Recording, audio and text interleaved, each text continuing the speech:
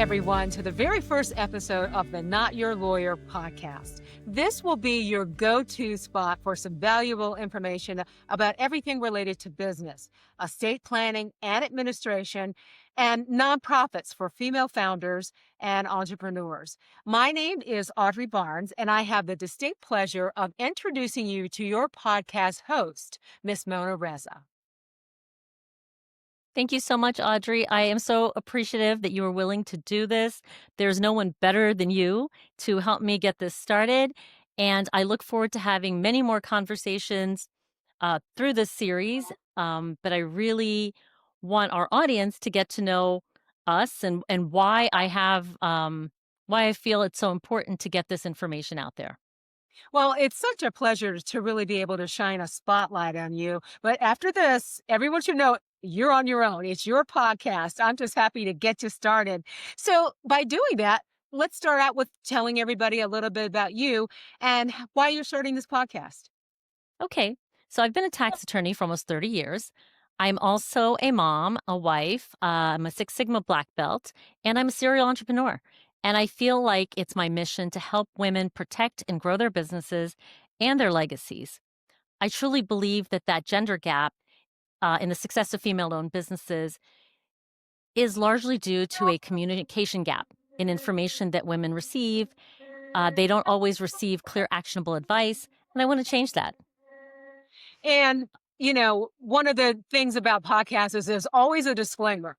Like you're not your lawyer is a really good title because you want people to know you're not their lawyer. Tell me about the title and how that all plays into to what your Sure. position is. So, in a lot of ways, this podcast is an homage to all of my free advice friends and family who come to me after spending thousands of dollars on getting legal advice and ask me to explain to them what their lawyers really mean.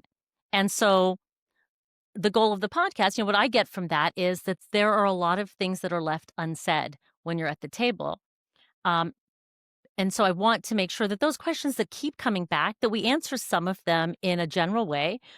But I also want to tell you what I tell those friends and family members, that I am a lawyer, but I'm not your lawyer. So please know that we are not providing legal advice, just an opportunity to really dig in without worrying about billable hours. Okay, well that's great to know. I want to find out what your pain point is that you're hoping to solve for the women that we've talked about in this intro. What's the pain point that you really feel you have your finger on the pulse of?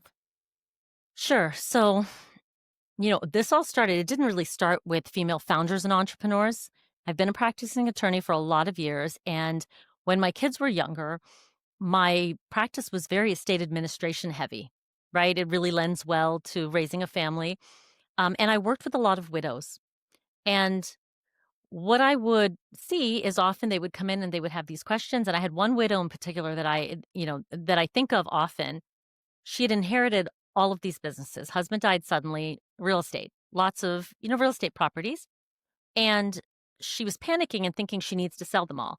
And so what I said to her was, this could be a great source of income. Let's talk to your accountant and see what he thinks. What would you need to do to be able to run this if that's what you want?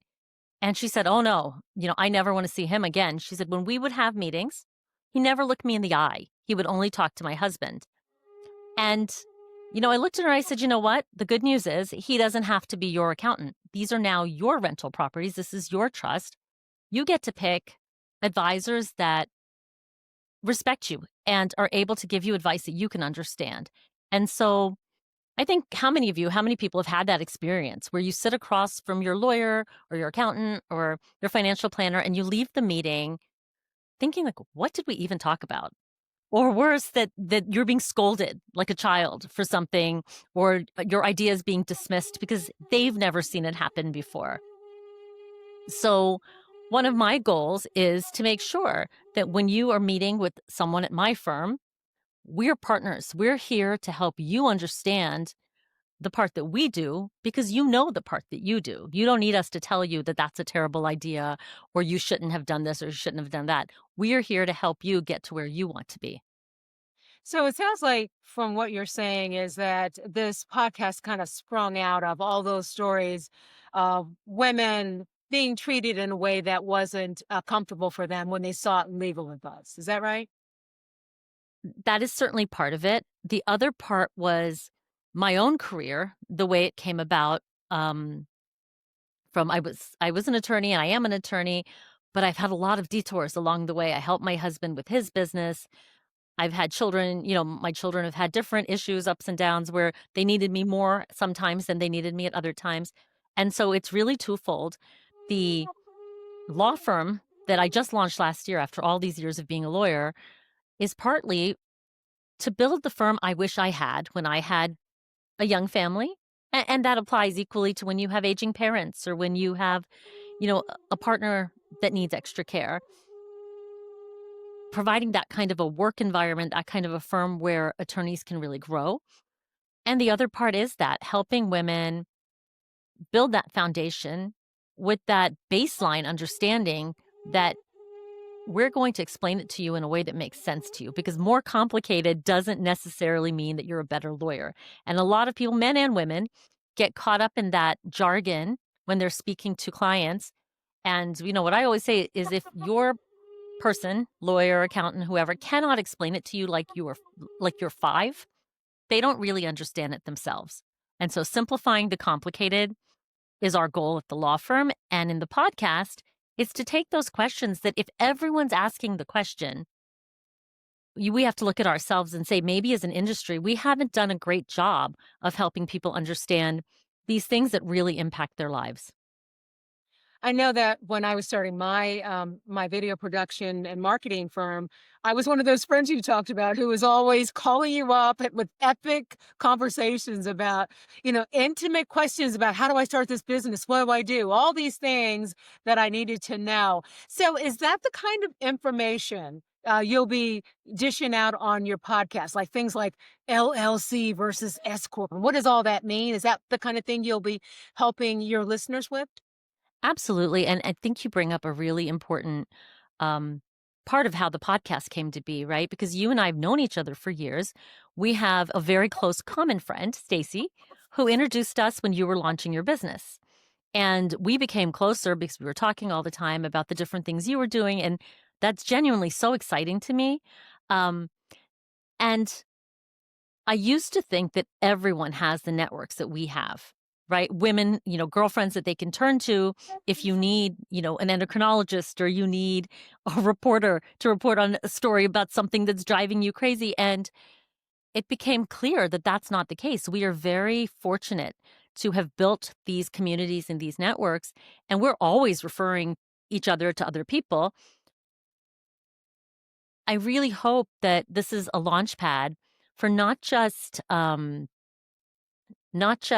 giving information, right, and helping people have that advice, but threefold. So part of it will be that, like information on simple things like that. Why do people choose an LLC over, a C corp, or how do you make that election, or any number of things. Does a sole member LLC really need an operating agreement? We can talk about all of that, but also to have guests on who do things that I don't do, so I can share my network with a wider audience who can really benefit from knowing someone who has a great media company and knowing a great patent attorney if you have an idea that you think really needs to be protected, because I don't do all of those things, but there's a good chance that if you need help with one of these things, there is somebody I know that I can introduce you to. And then the third part is those questions. People have these questions, and sometimes you're embarrassed to ask it, or I don't have the bandwidth to, we used to joke when I was younger that I could start a practice like completely, solely run on free advice to family and friends. I don't have the time anymore to do that, but I certainly want to. And so the third part is calling in questions. We're going to have people, if you're brave enough to put it out there and call in, we can take questions. Or if you send the questions out, we can do it in a, read it out loud and I answer the question way. And I think it'll be kind of fun because we get some really funny questions like somebody asked my assistant, "Are you cheap, medium, or expensive?" And that's such a long answer because it depends on so many factors, but it is something that we can answer. if we were given more time. So, my background is in broadcast news. And so, newscasts are always built with the tease in the middle of the newscast to keep people watching to the end. So, give us a tease for the Not My Lawyer podcast, something that we're going to want to come back and learn on the podcast. Help me with that. Tease me a little bit. Okay. So, for example, one of the things we might talk about is what's something actionable you can do? A lot of people have this problem when they're first starting out that they are mixing up their personal expenses and income with their business expenses and income. And often that's because you don't feel like you're making enough money to pay yourself, right? So you're ordering Uber Eats or shopping in Nordstrom using your business card. Mm. And what ends up happening is when it comes tax time, your accountant's going to reach out to you and make you separate all of those expenses, and you're going to have to try and remember. It's going to cost you more money, and it's going to make you feel really stressed out, like maybe I'm not making that much money at the end of the day. So here's one small thing that you can do. Mm. You can take those personal or personal-ish expenses and put them on a separate card. That way, at least it's a clean division. Even if you're paying off that card with business funds initially, you'll get a good sense of what you can afford to pay yourself and where your money is actually going. I think you've just made it worth my while to even be here today because that is such great information that I wish I had known when I first started my business because it was all commingled and it wasn't a good thing. And everything you said is absolutely spot on. So that's definitely a tease that would get friends that I know, new entrepreneurs interested in listening to your podcast. So, this is the trailer episode. This is your kickoff.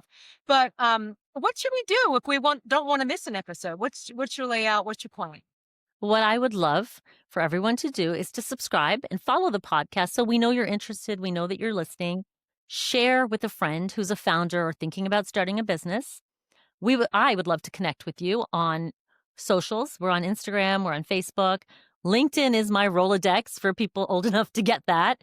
And YouTube. We're gonna be putting it on YouTube so that you can watch it if you're interested, but it's also going to be wherever you listen to your podcasts. If you just want to listen while you're taking a drive like I do. Well, I know I'm really looking forward to it and seeing all the great things and this mission of yours. I think it's just very admirable and I'm really looking forward to the Not My Lawyer podcast. Mona, thank you so much for letting me introduce you to everyone and good luck with your program. I know it's going to be a huge success. Thank you so much, Audrey. I so appreciate your time. I know how busy you are, and I look forward to great things ahead for both of us and interviewing you as we move through this. Thank you Yeah, so much. you're welcome.